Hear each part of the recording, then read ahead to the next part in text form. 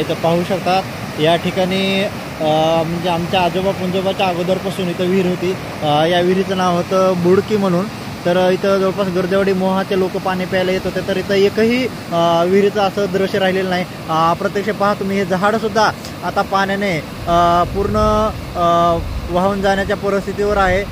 तरी मी आता इथून थोडं हलतो। इथं विहीर होती, बघा विहीर दिसत नाही आपल्याला।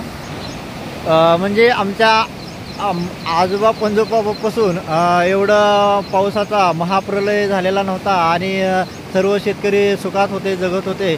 आता या विहिरीवर सर्व शेतकऱ्यांचं जीवन होतं। तर आता एकही विहीर तर तुमच्या म्हणजे आपल्याला नावाला दिसत नाहीये।